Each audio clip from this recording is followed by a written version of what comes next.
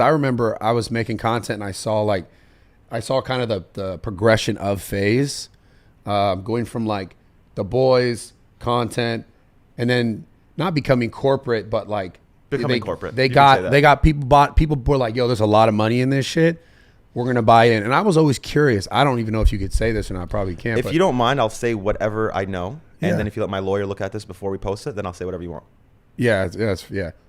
So my question first off, I guess I was always curious, how much did the people who came in buy and how much do they own? Well, the issue is there was a bunch of different, most of it, to be honest. That's the thing. But it's a lot of different people, right? It's like the people that actually are Faze. And that's what started a lot of this. And I'm going to get into that. It's like why I ended up feeling that way, because it just felt so wrong to me that so many random people got brought in / bought in, and then the people that deserved to have shares and ownership of the company didn't. And now they're being like manipulated into working for what they already should own. So they got turned into employees. And it's weird to me. Yeah. You know what I mean? It's tough. It's tough though, because like, you know, if people with money come in and they buy whatever, like it's hard to say. Like I can understand both sides. It's just like, it's then for like individuals to protect themselves in the situations. Yeah. You know what I'm saying? Absolutely. Because a lot of us were younger too at the time, right? So yeah. we didn't really... So you get the business guy with the money and the acclimate is going to come in and be like, you know, I could not necessarily take advantage, but I'm going to do my best to protect myself and my interest, right? Yeah. So like, you also can't blame, I wouldn't blame these people for treating it that way, because like that's how kind of business works. And I mean, if I've been around the block enough to know that motherfuckers will run you dirty like the minute that they can. But my question is like, where were you in it before, like, because you've had some ups and downs, obviously with yourself on social media. Like, where were you in it? Like, how did you know you were invested to a point where for you to come out and say, yo, this is what I think, this is what happened? You must have been told something that like, oh, yo, you're going to have this, or you're going to have that, and then something changed. You mean, but that's the thing. They were never really transparent. Oh. Like me as a major shareholder, I never knew how much everybody else had. When did you start to get shares? When you were like, this is what I have? We split it 25, 25, 25 in 2015, early 2015. We split it 4 ways. Banks? Me, Banks, Tommy, Apex. We all split it 25. Because Tommy, originally, like when it was just like a, you know, before it was just like a clan or whatever. So it was you 4? 100%. Yeah. Okay, I was always curious. Yeah. Okay. So we all owned it equally. And then a bunch of like fuck shit happened, and you know. But I'll get into all that. Yeah, well, so what happened? So you guys owned it 4 ways. Did you meet our old CEO? No, it's crazy because nobody knows about him. Nobody even knows like everything he did to us. I might have. I went over it with that other interview for sure. I might have. So what happened? Pretty much. But so hold on, let's take it. So you guys are 4 together, like, yo, we're in this, we're equal. Yeah. And you guys are all good. Yeah. And then we're all on the same page. We're all the someone brings in like a money guy. He wasn't even a money guy. He was a finesse guy who told him, oh, I know guys from here. I can help you guys do structure, this, that. But he's just a pathological liar who will, like, I genuinely believe has like a real mental illness. Like he really can't stop lying, bro. Like it's insane. So, but he must have got in with money though. He brought in a guy who he said he knew since he was a kid, who was like royalty in Norway, and then he invested a lot of money, and that's why, you know, he still has what he has. But that guy ended up stealing all the money essentially. The other guy. Oh yeah, had his wife on salary allegedly, by the way, for $600,000 a month for his wife. 600. So okay, $600,000 a month. Allegedly, so that's what I hear. What can you say? Like, how much money a month is fucking Faze bringing in at this point? It was I mean, bro, it was the first like really massive like gaming fucking entity. Like as far as on social, where people are like, yo, this is cool. But exactly it. That's why my biggest thing was preserving that for Faze, because to be honest, like we could lose all of our esports teams. Cool, fine. We just go buy another one like every other org does. Who cares? People aren't really attached to orgs for their esports teams like that, unless that team has stayed around for a long time, like Optic. Optic, like Call of Duty might be like the only exception because like Scump and people like that. Yeah. But like other teams, like no one gives a fuck. You just, like, it's all like pros, and if they do well, they do well. Like even our Atlanta Faze, I like all the boys on the team, but like they're not like ingrained into the Faze identity like that. It's not like they've been around since 2012, 13. So it doesn't matter as much. What you have to preserve is like the content creation team, that side of the brand, because that's what gives the rest of the esports team strength. Yeah. Right. So yeah, well, that's the thing. I don't want to blow that, and these motherfuckers are stupid as hell, and they're just saturating that shit, selling that shit out, and focusing on like that end, the esports end, which isn't even profitable. So it's like, what are you doing? Yeah. I mean, I get it. I could understand both. I don't know enough about the esports and how much actual physical dollars are in that, but I do know what you're saying about the content creators and like them being a really integral part. Like brands nowadays can be very successful without content creators, but it's very, very hard to get to that point. Yeah. And nowadays it's like especially all the new things coming up, if they don't have like a strong backbone of people who are like yo, this is the brand I fuck with. Like they're repping it because people are more engaged with people than they are with companies, and they've always been that way. But nowadays, any massive company, like even if Apple tweets something, you think they're gonna do like crazy engagement? Even though we all have an Apple phone, no one gives a fuck. Yeah, because people love people. Exactly. So I totally understand that perspective. Yeah. So it sounds like, I mean, again, I don't know all the details. It sounds like, but I saw the stuff. I saw the video. I saw your video talking about it, and I was like, this kind of makes sense. Like this kind of happens when money comes in, and then you seen Straight Outta Compton.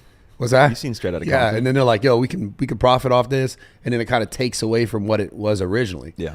So when did that start happening? Like 2018. It's been a long time, bro. And how? So what were the so even like when I saw you in Calabasas, for example, like I was going through it, bro. I was dealing with that guy, that old CEO, and it's like, it just sucks, man, to feel like your whole like company got robbed away from you. And, like our connection, especially like all of us, like I guess like the younger guys, like we have such a strong emotional attachment to Faze because we were all like massive fans at one point, joined in. It was a huge deal to us, like we made it, like this, that. So it's like, that's why I don't give a fuck about the money. That's why I did my thing. Is my shit was worth $60 million at one point. Fuck that. Don't care. I don't want to make that money if Faze is dying. I don't want to sell out my shares and like let Faze die. I can't do that. We all had 1 million shares each at the time, and then he randomly gave them all 400,000 and not me. So it's like, to me, it bothered me because I never took a salary ever. Never took a salary because I'm like, I want Faze to have the money. I lent Faze $300,000 to buy our Counter-Strike team at the time, and obviously I wasn't like, I didn't have like fucking 10 million or 20 million or something like that. It was a decent amount for me. It was probably a little bit over 10% of what I had. So gave that to the Counter-Strike team, and then they kind of just like said fuck you for like 6 years, bro. Like for that money that I gave them, for never taking a salary. In my head was like, I'll take care of this brand now, so they got me later. There was no got me later. But what was saying fuck you? What does fuck you mean? What does that mean? Like they made up a trillion different excuses to why they couldn't pay me back. Like so many different excuses. Like, oh, we can't because of this, that. And then apparently like through passing, I heard from like somebody else that the old CEO said like, fuck him, he's not getting his money anyways. He thought like we're gonna give him his money. The old one, he's gone, and like he scammed a bunch of people. Like he even scammed all of us out of like hundreds of thousands individually investing into his company. And you guys are all good with that, and they're good with that. So, but my question, like, who's good with that? Meaning, like, you guys are good with what each other have. You four are good with. I don't care. Yeah, no, that's the thing. With us four, I don't give a fuck. A lot of them, like, we have a glorified middleman who got more shares than like Alex and Rug combined. Like, why? How do you come into the company and be a glorified middleman? All he does is pass information for Lee, and he gets more shares than Alex and Rug. How? Yeah. In what fucking world? Why do these boomers just to walk in and take more shares than the dudes that built it? And let's just be realistic about who's more valuable, like who can be replaceable. We could swap them out every day and nobody would notice. We can't swap out Alex and Rug every day and nobody would. That's not how it works. No, they're the ones with the leverage, but the way that they did it is they came in, set up their flag, started bringing people in, and it's not like we got paid. If we all got paid for this to happen, sure, we sold out the company, it's our fault. But it's never happened.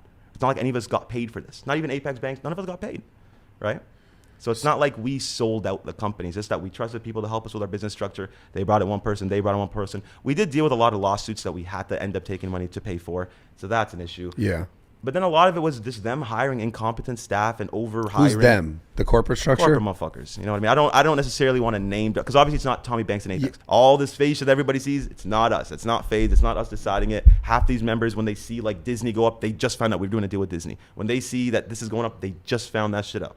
And it's just not the Faze way, bro. Like, we all got to know this shit, come up with the plan. Yeah. Do we like this? Do we not like this? Oh, who would put it on their channel? Oh, who would do this video club? They don't think that way. They are on their weird middle-aged, midlife crisis ass, like trying to be Faze, trying to get the clout and attention and act like they're, it's weird. It's weird. All the politicking at the warehouse is weird to me. Y'all are old. Like, y'all are old. Stop it. So does like, how does Banks, how does Tommy feel about this? How does Apex feel about this? Have you talked to them like on the side? Yeah, no, they agree that we need to change this. Like, they agree with that. Tommy's always said that. Banks has always said that. But they don't agree with my approach to go public. That's the thing they disagree with 100%. Because they're like, no, we can just handle on the inside. We don't need to do this. But it's like, dog, I've been trying for years. Yeah. So, but also, like, our old CEO kind of got in between us also. He, like, kind of turned us all against each other. He was really weird and crazy. Like I'm saying, full-blown manipulator. Like, come to me, Banks said this about you, Apex said this about you, but you're this. And then he'd go to Banks, and Norton said this about you, and Apex said this about you. Jesus Christ. He's a monster. He's an absolute monster. You guys all agree to that?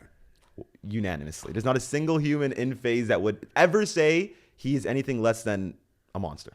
That's fucking crazy. Yeah, not a single person. Not a single person. I mean, it kind of like, it sucks because things like this, like, just, you can't fully avoid, like, I don't want to call it the like we talked about earlier about becoming corporate, but because you do want to grow. Can.